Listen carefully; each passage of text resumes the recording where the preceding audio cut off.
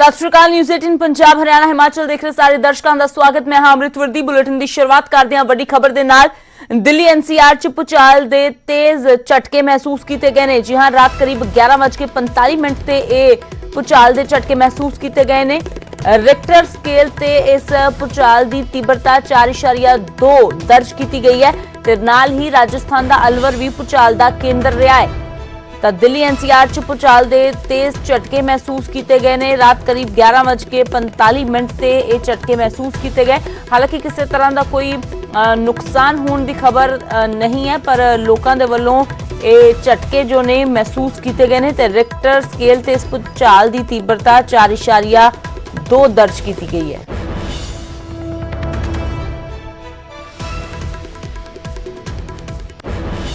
तो गल करते हैं दिल्ली सरकार दी। अरविंद केजरीवाल सरकार ने केंद्र के तिने खेती कानून रद्द कर दिते ने। केजरीवाल ने सदन के अंदर ही तिना खेती कानूनों दी कापियां पाड़ दित्तियां ते बीजेपी ते पूंजीपतियां दा पक्ष पूरन दे इल्जाम लगाए।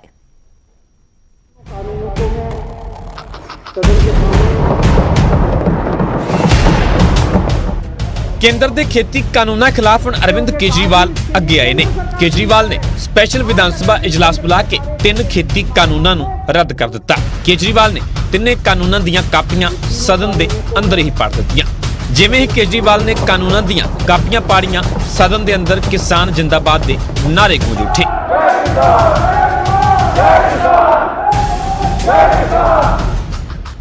कानूनों दी कापियां पाड़दियां केजरीवाल ने कहा कि बीजेपी नूं अंग्रेजां तों बदतर नहीं बनना चाहिए।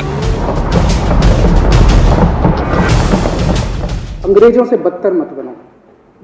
अंग्रेजों ने 9 महीने में कानून वापस ले लिए थे। आप कम से कम आजादी की इतनी तो इज्जत रख लो कि 20 दिन के बाद अब इन कानूनों को वापस। ऐसा ही आंदोलन हुआ। केजरीवाल ने दावा किया कि नवे कानूनों को लेकर किसान नहीं बल्कि खुद बीजेपी वाले भरम दे विच ने। बीजेपी नूं खुद इन्हां कानूनों का फायदा नहीं पता। फायदा है क्या? तुम्हारी जमीन नहीं जाएगी, वो तो थी अभी तक, अब जाएगी नहीं, मतलब ये क्या फायदा है?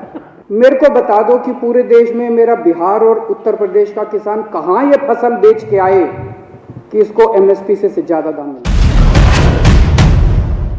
केजरीवाल ने बीजेपी ते इल्जाम लगाया कि यह कानून किसानों के फायदे लिए नहीं ने बल्कि पूंजीपतियों के फायदे लिए ने, तां जो बीजेपी के चोण फंड का प्रबंध हो सके।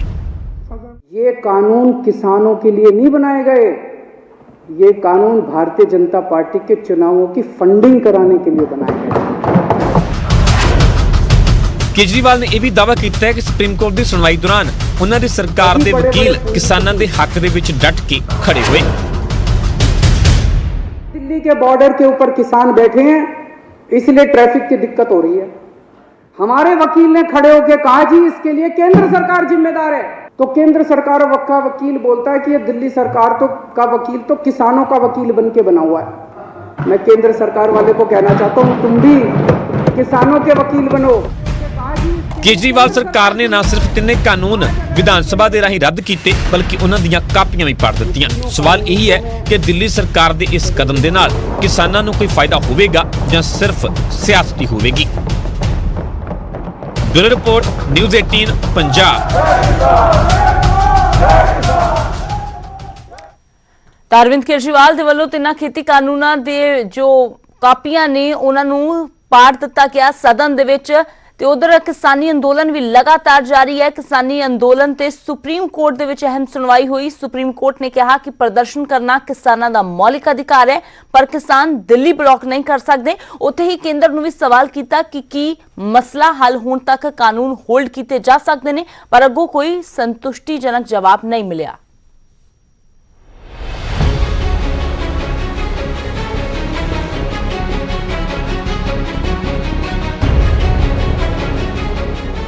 सरकार ते किसानों के दरमियान बंद पई गलबात के विचाले सुप्रीम कोर्ट के जरिए कोई रास्ता लभन की जदोजहद शुरू हो गई है, पर इतों भी कोई फिलहाल हुक्म या फैसला नहीं होया।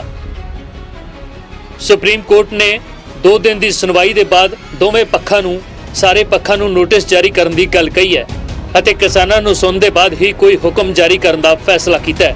हालांकि सुनवाई के दौरान सुप्रीम कोर्ट के वलों कीतियां गईयां टिप्पणियां बेहद अहम ने, खास करके विरोध प्रदर्शन नूं किसानों का मौलिक अधिकार दसना।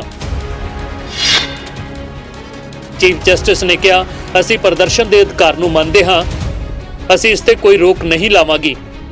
ਅਸੀਂ ਸਪਸ਼ਟ ਕਰਦੇ ਹਾਂ ਕਿ ਅਸੀਂ ਕਾਨੂੰਨ ਦੇ ਵਿਰੋਧ ਵਿੱਚ ਮੌਲਿਕ ਅਧਿਕਾਰਾਂ ਨੂੰ ਮਾਨਤਾ ਦਿੰਦੇ ਹਾਂ। ਇਸ ਤੇ ਰੋਕ ਲਾਉਣ ਦਾ ਕੋਈ ਸਵਾਲ ਹੀ ਨਹੀਂ, ਪਰ ਇਸ ਨਾਲ ਕਿਸੇ ਦੀ ਜਾਨ ਦਾ ਨੁਕਸਾਨ ਨਹੀਂ ਹੋਣਾ ਚਾਹੀਦਾ।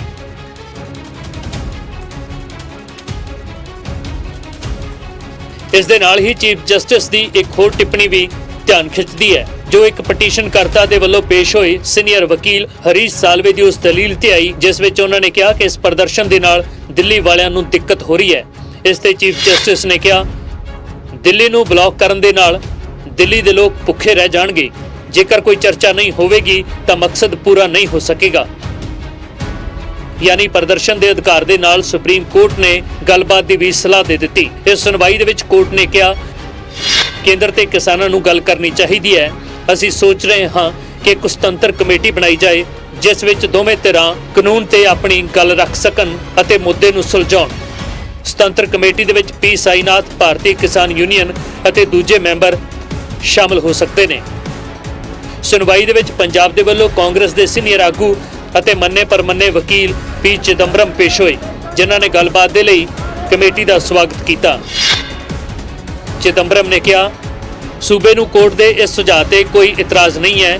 ਕੁਝ ਲੋਕਾਂ ਦਾ ਸਮੂਹ ਕਿਸਾਨਾਂ ਅਤੇ ਕੇਂਦਰ ਦੇ ਵਿਚਾਲੇ ਗੱਲਬਾਤ ਕਰਵਾਏਗਾ। ਇਹ ਕਿਸਾਨਾਂ ਤੇ ਸਰਕਾਰ ਦਾ ਫੈਸਲਾ ਹੈ ਕਿ ਸਮਿਤੀ ਵਿੱਚ ਕੌਣ ਹੋਵੇਗਾ।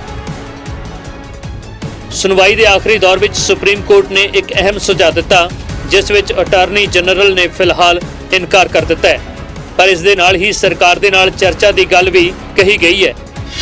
Chief justice ਐਸ.ਏ. ਬੋਬੜੇ ਨੇ ਕਿਹਾ, ਜੇਕਰ ਤੁਸੀਂ ਭਰੋਸਾ ਦੇ ਸਕਦੇ ਹੋ ਕਿ ਸੁਪਰੀਮ ਕੋਰਟ ਵਿੱਚ ਸੁਣਵਾਈ ਪੂਰੀ ਹੋਣ ਤੱਕ ਨਵਾਂ ਕਿਸਾਨ ਕਾਨੂੰਨ ਲਾਗੂ ਨਹੀਂ ਹੋਵੇਗਾ ਤਾਂ ਗੱਲ ਬਣ ਸਕਦੀ ਹੈ। ਜਿਸ ਤੇ ਅਟਾਰਨੀ ਜਨਰਲ ਵੇਨੂਗੋਪਾਲ ਨੇ ਕਿਹਾ, ਇਸ ਦੇ ਲਈ ਸਰਕਾਰ ਦੇ ਨਾਲ ਚਰਚਾ ਕਰਨੀ ਹੋਵੇਗੀ, ਪਰ ਜੇਕਰ ਅਜਿਹਾ ਹੋਇਆ ਤਾਂ ਕਿਸਾਨ ਅੱਗੇ ਗੱਲ ਨਹੀਂ ਕਰਨਗੇ। ਵੀਰਵਾਰ ਦੀ ਸੁਣਵਾਈ ਪੂਰੀ ਤਰ੍ਹਾਂ ਦੇ ਨਾਲ ਕਿਸਾਨ ਅੰਦੋਲਨ ਤੇ ਰਹੀ, ਨਾ ਕਿ ਖੇਤੀ ਕਾਨੂੰਨਾਂ ਤੇ। ਪਰ ਕਿਸਾਨਾਂ ਦੀ ਨੁਮਾਇੰਦਗੀ ਨਾ ਹੋਣ ਦੀ ਵਜ੍ਹਾ ਦੇ ਨਾਲ ਕੋਰਟ ਦੇ ਵੱਲੋਂ ਕੋਈ ਹੁਕਮ ਨਹੀਂ ਦਿੱਤਾ ਗਿਆ। ਹੁਣ ਸਰਦੀ ਦੀਆਂ ਛੁੱਟੀਆਂ ਦੇ ਵਿੱਚ ਵਕੇਸ਼ਨ ਬੈਂਚ ਇਸ ਤੇ ਅੱਗੇ ਦੀ ਸੁਣਵਾਈ ਜਾਰੀ ਰੱਖੇਗਾ। Bureau report, news 18। ਦੇਸ਼ ਦੀ ਸਭ ਤੋਂ ਵੱਡੀ ਅਦਾਲਤ ਦੇ ਵਿੱਚ ਹੈ ਸੁਪਰੀਮ ਕੋਰਟ ਦੇ ਵੱਲੋਂ ਕੱਲ ਜੋ ਕੁਝ ਵੀ ਟਿੱਪਣੀਆਂ ਕੀਤੀਆਂ ਗਈਆਂ ਨੇ, ਉਹਨਾਂ ਟਿੱਪਣੀਆਂ ਤੇ ਕਿਸਾਨ ਲੀਡਰਾਂ ਨੇ ਕਿਹਾ ਕਿ ਸਾਡੇ ਕੋਲ ਅਜੇ ਲਿਖਤ ਵਿੱਚ ਕੁਝ ਵੀ ਨਹੀਂ ਆਇਆ ਹੈ ਤੇ ਸੀਨੀਅਰ ਵਕੀਲਾਂ ਦੇ ਨਾਲ ਸਲਾਹ ਮਸ਼ਵਰਾ ਕਰਕੇ ਹੀ ਅਗਲਾ ਫੈਸਲਾ ਕਰਾਂਗੇ। ਪ੍ਰਸ਼ਾਂਤ ਭੂਸ਼ਣ, ਕੋਲਿਨ ਗੋਸਾਲਵਿਸ, ਦੁਸ਼ਯੰਤ ਦਵੇ ਤੇ ਐਚ.ਐਸ. ਫੂਲਕਾ ਦਾ ਨਾਮ ਹੈ। ਇਹਨਾਂ 4 ਵਕੀਲਾਂ ਦੇ ਨਾਲ ਕਿਸਾਨ ਸਲਾਹ ਮਸ਼ਵਰਾ ਕਰਨਗੇ। ਕਿਸਾਨ ਲੀਡਰਾਂ ਨੇ ਕਿਹਾ ਕਿ ਅਜੇ ਤੱਕ ਸਾਨੂੰ ਮੀਡੀਆ ਦੇ ਮਾਧਿਅਮ ਤੋਂ ਹੀ ਜਾਣਕਾਰੀ ਮਿਲ ਰਹੀ ਹੈ, ਲਿਖਤੀ ਸਾਡੇ ਕੋਲ ਕੁਝ ਨਹੀਂ ਆਇਆ ਹੈ। ਲਿਖਤੀ ਸਾਨੂੰ ਕੋਈ ਜਾਣਕਾਰੀ ਮਿਲੇਗੀ, ਸਾਨੂੰ ਕੋਈ ਆਰਡਰ ਦੀ ਕਾਪੀ ਆਵੇਗੀ, ਨੋਟਿਸ ਆਵੇਗਾ ਤਾਂ ਉਸ ਦਾ ਅਸੀਂ ਸਲਾਹ ਮਸ਼ਵਰਾ ਕਰਕੇ ਆਪਣੇ ਵਕੀਲਾਂ ਦੇ ਨਾਲ ਫਿਰ आगे दी कार्रवाई वाल देखेंगे। आप सब जानना चाहते हैं, सुप्रीम कोर्ट में एक केस है, अभी हमारे पास उस कोई डॉक्यूमेंट्री कोई नहीं आई चीज़। जब हमारे पास आएगी तो हम अपनी लीगल टीम को उसके साथ चर्चा करेंगे और उसके बाद आपके साथ शेयर करेंगे। उधर सुप्रीम कोर्ट की टिप्पणी ते किसान आगुआं दी भी प्रतिक्रिया सामने आई है। उन्होंने कहा कि साडे कोल अजे लिखत विच कुछ भी नहीं है, असीं सीनियर वकीलां दे नाल सलाह करके फैसला लवांगे। तो सुप्रीम कोर्ट वालों कीती टिप्पणियां नूं लैके वख-वख पार्टियां दी भी की प्रतिक्रिया है, वो भी सुन लैंदे आ। सारियां मन्नियां सी तां उस तों बाद गृह मंत्री अमित शाह जी नाल भी वो बैठे, कोई कारण नहीं बनता एजुकेशन नूं हुण अगे वधाउण दा जदों सारियां गल्लां मन्नियां गईयां। क्योंकि मसला हुण मानयोग सुप्रीम कोर्ट है, उन्होंने भी 8 यूनियंस नोटिस दिते ने, पार्टी भी कंप्लीट किया है। जो सुप्रीम कोर्ट कहेगी उसके मुताबिक जो फैसला होगा वो लागू होगा। कोर्ट तो जो जिसको सजा, जिसने मर्डर किया होता है, जिसने कोई गलत काम किया उसे मतलब मौत की सजा सुनाता है। 307 हो तो उसको सारी उम्र की जेल देता है, या डिफरेंट और भी केस हो सकते हैं, पर कोर्ट फैसला करता है। कभी कोर्ट भी सरकार से पूछता है, वही तो बात होगी। सरकार तो चाहती नहीं है, वही बात कोर्ट ने की भी। क्या सोलिसिटर जनरल से कहा भी सरकार से पूछो, क्या वो एक सस्पेंड कर सकते हैं? अगर सस्पेंड करने होते, उन्होंने रद्द करने होते तो कर देते। तो कोर्ट ने क्या नया तीर मार लिया आज? तो सुप्रीम कोर्ट दे वल्लों कोई फैसला ना ले जाण ਨੂੰ ਲੈ ਕੇ ਵੀ ਵਿਰੋਧੀਆਂ ਦੇ ਵੱਲੋਂ ਸਵਾਲ ਖੜੇ ਕੀਤੇ ਜਾ ਰਹੇ ਨੇ। ਕਾਂਗਰਸ ਦੇ ਵੱਲੋਂ ਸਵਾਲ ਸੁਪਰੀਮ ਕੋਰਟ ਦੀ ਕਾਰਵਾਈ ਤੇ ਵੀ ਖੜੇ ਕੀਤੇ ਜਾ ਰਹੇ ਨੇ। ਉਧਰ ਇਸ ਸਭ ਦੇ ਵਿਚਾਲੇ ਖੇਤੀਬਾੜੀ ਮੰਤਰੀ ਨਰਿੰਦਰ ਤੋਮਰ ਨੇ ਇੱਕ ਵਾਰ ਫਿਰ ਤੋਂ ਕਿਸਾਨਾਂ ਦੇ ਨਾਮ 8 ਪੰਨਿਆਂ ਦੀ ਖੁੱਲੀ ਚਿੱਠੀ ਲਿਖੀ ਹੈ। ਨਰਿੰਦਰ ਤੋਮਰ ਨੇ ਨਵੇਂ ਖੇਤੀ ਕਾਨੂੰਨਾਂ ਨੂੰ ਕਿਸਾਨ ਹਿਤੈਸ਼ੀ ਮੁੜ ਤੋਂ ਦੱਸਿਆ ਹੈ। ਉਹਨਾਂ ਕਿਹਾ ਕਿਸਾਨਾਂ 'ਚ ਭਰਮ ਫੈਲਾਇਆ ਜਾ ਰਿਹਾ ਹੈ।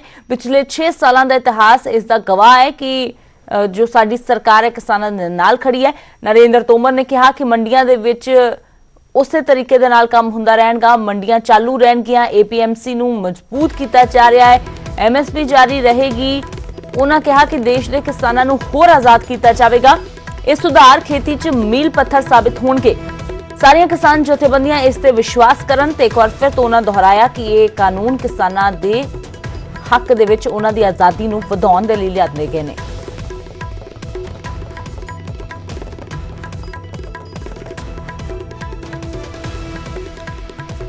उधर प्रधानमंत्री नरेंद्र मोदी ने भी ट्वीट करते हुए लिखा कि खेतीबाड़ी मंत्री नरेंद्र तोमर जी ने किसान भैन भरावां नूं पत्र लिख के अपनी भावनावां प्रगट कीतियां ने।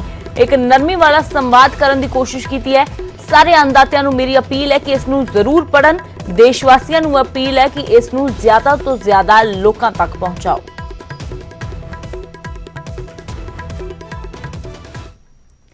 उधर किसानी अंदोलन दौरान जान देने वाले संत बाबा राम सिंह जी का अज अंतिम संस्कार किया जाएगा, जिन्हां दी मृतक देह सिंगड़ा पिंड के नानकसर गुरुद्वारा साहिब दे विच रखी गई है।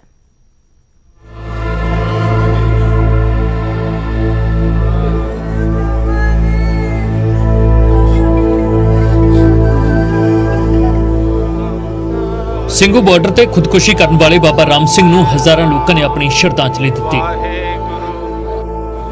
ਉਹਨਾਂ ਦੇ ਸ਼ਰਧਾਲੂਆਂ ਤੋਂ ਇਲਾਵਾ ਸਿਆਸੀ ਧਾਰਮਿਕ ਖੇਤਰ ਦੀਆਂ ਅਨੇਕਾਂ ਹਸਤੀਆਂ ਬਾਬਾ ਰਾਮ ਸਿੰਘ ਨੂੰ ਸ਼ਰਧਾਂਜਲੀ ਦੇਣ ਪਹੁੰਚੀਆਂ।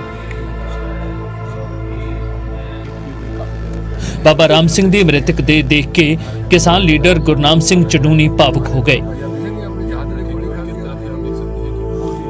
ਚਡੂਨੀ ਨੇ ਕਿਹਾ ਕਿ ਇਹ ਖੁਦਕੁਸ਼ੀ ਨਹੀਂ, ਕਿਸਾਨ ਅੰਦੋਲਨ ਦੇ ਲਈ ਬਾਬਾ ਜੀ ਵੱਲੋਂ ਦਿੱਤਾ ਗਿਆ ਬਲੀਦਾਨ ਹੈ।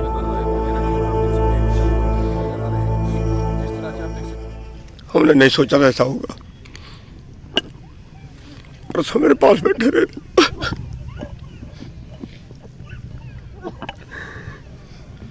मेरे पास बैठे रहे परसों, बहुत गंभीरता से सोच रहे थे। चिंतन था उनके मन में, क्या होगा किसानों का, कैसे मानेगी सरकार, कुछ होगा कि नहीं होगा। बड़े चिंतन में थे। महापुरुष थे, किसी का दर्द नहीं सह सकते। वो उनके मन में पीड़ा थी। किसानों की जो हालत है, बच्चों की, बुजुर्गों की, औरतों की, नहीं देख पाए वो उसको।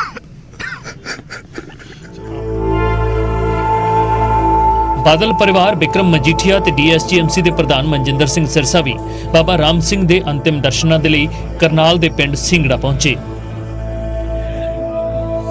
ਅਕਾਲੀ ਆਗੂਆਂ ਨੇ ਕਿਹਾ ਕਿ ਇਹ ਨਾ ਪੂਰਾ ਹੋਣ ਵਾਲਾ ਘਾਟਾ ਹੈ ਤੇ ਕੇਂਦਰ ਸਰਕਾਰ ਨੂੰ ਹਾਲਾਤ ਸਮਝਣੇ ਚਾਹੀਦੇ ਨੇ। ਪਿਛਲੇ 3 ਮਹੀਨੇ ਤੋਂ ਅੰਦਾਤਾ ਸੰਘਰਸ਼ ਕਰ ਰਿਹਾ, ਉਹਨਾਂ ਨੂੰ ਬਰਦਾਸ਼ਤ ਨਹੀਂ ਹੋਇਆ ਤੇ ਉਹਨਾਂ ਨੇ ਉੱਥੇ ਜਾ ਕੇ ਸ਼ਹਾਦਤ ਦੇ ਦਿੱਤੀ। ਇੱਕ ਮਹਾਪੁਰਖ ਨੇ ਸ਼ਹਾਦਤ ਦਿੱਤੀ, ਦੇਖੋ ਕਿੰਨੀ ਵੱਡੀ ਗੱਲ ਹੈ। ਮੈਨੂੰ ਹੈਰਾਨਗੀ ਹੈ, ਦੁੱਖ ਹੈ ਕਿ ਸੈਂਟਰ ਦਾ ਹੰਕਾਰੀ ਪ੍ਰਧਾਨ ਮੰਤਰੀ ਨੂੰ ਹਾਲੇ ਤੱਕ ਸਮਝ ਨਹੀਂ ਆਈ। ਹੱਕ ਦੀ ਲੜਾਈ ਲੜ ਰਹੇ ਨੇ, ਨਿੱਕੇ ਨਿੱਕੇ ਬੱਚਿਆਂ ਨੂੰ, ਬਜ਼ੁਰਗ ਮਾਤਾਵਾਂ ਨੂੰ ਲੈ ਕੇ ਬਾਬਾ ਜੀ ਨੂੰ, ਉਹ ਦੇਖ ਕੇ ਜੇ ਇੱਕ ਰੱਬ ਦਾ ਨਾਂ ਜਪਣ ਵਾਲੇ ਇਨਸਾਨ ਦਾ ਦਿਲ ਇੰਨਾ ਦੁਖੀ ਹੋਇਆ ਕਿ ਉਹਨਾਂ ਨੇ ਇੰਨਾ ਵੱਡਾ ਕਦਮ ਚੱਕਿਆ ਇਸ ਪੱਥਰ ਦੇ ਸਰਕਾਰ ਨੂੰ ਹਿਲਾ ਕੇ ਜਗਾਉਣ ਵਾਸਤੇ। ਤੇ ਜੇ ਹੁਣ ਵੀ ਇਹ ਸਰਕਾਰ ਨਹੀਂ ਜਾਗਦੀ ਤਾਂ ਮੈਂ ਆਹੀ ਕਹਿ ਸਕਦੀ ਹਾਂ ਕਿ ਇਸ ਸਰਕਾਰ ਦੀ ਇਨਸਾਨੀਅਤ ਮਰ ਗਈ ਹੈ। ਹਰਿਆਣਾ ਦੇ ਮੁੱਖ ਮੰਤਰੀ ਮਨੋਹਰ ਲਾਲ ਖੱਟਰ ਨੇ ਟਵੀਟ ਕਰਕੇ ਬਾਬਾ ਰਾਮ ਸਿੰਘ ਨੂੰ ਸ਼ਰਧਾਂਜਲੀ ਦਿੱਤੀ। ਮਨੋਹਰ ਲਾਲ ਨੇ ਲਿਖਿਆ, ਸੰਤ ਬਾਬਾ ਰਾਮ ਸਿੰਘ ਜੀ ਦੀ ਮੌਤ ਸੰਤ ਸਮਾਜ, ਦੇਸ਼, ਸੂਬੇ ਤੇ ਮੇਰੇ ਲਈ ਨਾ ਪੂਰਾ ਹੋਣ ਵਾਲਾ ਘਾਟਾ ਹੈ। ਇਹ ਬੇਹੱਦ ਦੁੱਖ ਦੇ ਪਲ ਨੇ। ਬਾਬਾ ਜੀ ਦੀ ਆਤਮਾ ਪਰਮਾਤਮਾ ਦੇ ਵਿੱਚ ਵਿਲੀਨ ਹੋਵੇ। ਅਸੀਂ ਉਹਨਾਂ ਦੇ ਦਿਖਾਏ ਮਾਨਵ ਕਲਿਆਣ ਦੇ ਮਾਰਗ ਤੇ ਚੱਲਣ ਦਾ ਸੰਕਲਪ ਲਈਏ। ਇਹ ਉਹਨਾਂ ਦੇ ਪ੍ਰਤੀ ਸੱਚੀ ਸ਼ਰਧਾਂਜਲੀ ਹੋਵੇਗੀ। ਕਿਸਾਨਾਂ ਨੇ ਸਿੰਘੂ ਬਾਰਡਰ ਦੀ ਸਟੇਜ ਬਾਬਾ ਰਾਮ ਸਿੰਘ ਨੂੰ ਸਮਰਪਿਤ ਕਰਕੇ ਉਹਨਾਂ ਨੂੰ ਸ਼ਰਧਾਂਜਲੀ ਦਿੱਤੀ। ਕਿਸਾਨ ਆਗੂਆਂ ਦਾ ਇੱਕ 12 ਮੈਂਬਰੀ ਵਫਦ ਬਾਬਾ ਰਾਮ ਸਿੰਘ ਨੂੰ ਸ਼ਰਧਾਂਜਲੀ ਦੇਣ ਦੇ ਲਈ ਕਰਨਾਲ ਦੇ ਪਿੰਡ ਸਿੰਘੜਾ ਪਹੁੰਚਿਆ। ਕਿਸਾਨ ਆਗੂਆਂ ਨੇ ਕਿਹਾ ਕਿ ਇਹ ਅੰਦੋਲਨ ਦੇ ਲਈ ਦਿੱਤੀ ਗਈ ਸ਼ਹਾਦਤ ਹੈ ਜੋ ਵਿਅਰਥ ਨਹੀਂ ਜਾਵੇਗੀ। ਕਰਨਾਲ ਤੋਂ ਹਿਮਾਂਸ਼ੂ ਨਾਰੰਗ, ਨਿਊਜ਼ 18। ਤਾਂ ਅੱਜ ਸੰਤ ਬਾਬਾ ਰਾਮ ਸਿੰਘ ਜੀ ਦਾ ਅੰਤਿਮ ਸੰਸਕਾਰ ਕੀਤਾ ਜਾਵੇਗਾ। ਸਿੰਘੂ ਬਾਰਡਰ ਤੇ ਆਪਣੇ ਆਪ ਨੂੰ ਗੋਲੀ ਮਾਰ ਕੇ ਖੁਦਕੁਸ਼ੀ ਕਰ ਲਈ ਸੀ, ਪਰ ਉਹਨਾਂ ਦੀ ਖੁਦਕੁਸ਼ੀ ਨੂੰ ਹੁਣ ਬਲੀਦਾਨ ਕਿਸਾਨ ਆਗੂਆਂ ਦੇ ਵੱਲੋਂ ਤੇ ਸਿਆਸੀ ਆਗੂਆਂ ਦੇ ਵੱਲੋਂ ਕਿਹਾ ਜਾ ਰਿਹਾ ਹੈ। ਅਗਲੀ ਖਬਰ ਦਾ ਰੁਖ ਕਰਦੇ ਹਾਂ। ਗੱਲ ਕਰਦੇ ਹਾਂ ਪ੍ਰਤਾਪ ਸਿੰਘ ਬਾਜਵਾ ਦੀ, ਜਿਨ੍ਹਾਂ ਨੇ ਸੀਐਮ ਕੈਪਟਨ ਅਮਰਿੰਦਰ ਸਿੰਘ ਨੂੰ ਚਿੱਠੀ ਲਿਖੀ ਹੈ ਤੇ ਇਸ ਵਾਰ ਚਿੱਠੀ ਗੰਨਾ ਕਿਸਾਨਾਂ ਦੇ ਬਕਾਏ ਦੇ ਬਾਰੇ ਲਿਖੀ ਗਈ ਹੈ। ਪ੍ਰਤਾਪ ਸਿੰਘ ਬਾਜਵਾ ਨੇ ਕਿਹਾ ਕਿ 248 ਕਰੋੜ ਦਾ ਬਕਾਇਆ ਜਲਦ ਜਾਰੀ ਕੀਤਾ ਜਾਵੇ। ਉਹਨਾਂ ਕਿਹਾ ਤੁਹਾਡੇ ਹੁਕਮਾਂ ਦੇ ਬਾਵਜੂਦ ਵੀ ਰਾਸ਼ੀ ਜਾਰੀ ਨਹੀਂ ਹੋਈ ਹੈ ਤੇ 6 ਮਹੀਨੇ ਤੋਂ ਵੱਧ ਦਾ ਸਮਾਂ ਹੋ ਗਿਆ ਹੈ। ਪ੍ਰਤਾਪ ਸਿੰਘ ਬਾਜਵਾ ਨੇ ਕੈਪਟਨ ਨੂੰ ਲਿਖਿਆ ਕਿ ਸ਼ੂਗਰਫੈਡ ਨੇ ਤੁਹਾਡੇ ਹੁਕਮਾਂ ਦੀ ਪਾਲਣਾ ਨਹੀਂ ਕੀਤੀ ਹੈ। ਤਾਂ ਦੱਸ ਦਈਏ ਕਿ ਗੰਨਾ ਕਿਸਾਨਾਂ ਦਾ ਜੋ ਬਕਾਇਆ ਅਜੇ ਤੱਕ ਰਹਿੰਦਾ ਹੈ, ਉਸ ਨੂੰ ਲੈ ਕੇ ਜਿੱਥੇ ਸਮੇਂ-ਸਮੇਂ ਤੇ ਗੰਨਾ ਕਿਸਾਨਾਂ ਦੇ ਵੱਲੋਂ ਪ੍ਰਦਰਸ਼ਨ ਕੀਤੇ ਜਾਂਦੇ ਨੇ, ਉੱਥੇ ਹੀ ਹੁਣ ਪ੍ਰਤਾਪ ਸਿੰਘ ਬਾਜਵਾ ਦੇ ਵੱਲੋਂ ਕੈਪਟਨ ਅਮਰਿੰਦਰ ਸਿੰਘ ਨੂੰ ਇੱਕ ਵਾਰ ਫਿਰ ਤੋਂ ਚਿੱਠੀ ਲਿਖੀ ਗਈ ਹੈ ਕਿ ਸ਼ੂਗਰਫੈਡ ਨੇ ਤੁਹਾਡੇ ਹੁਕਮਾਂ ਦੀ ਪਾਲਣਾ ਨਹੀਂ ਕੀਤੀ, ਤਾਂ 248 ਕਰੋੜ ਦਾ ਬਕਾਇਆ ਜਲਦ ਜਾਰੀ ਕੀਤਾ ਜਾਵੇ।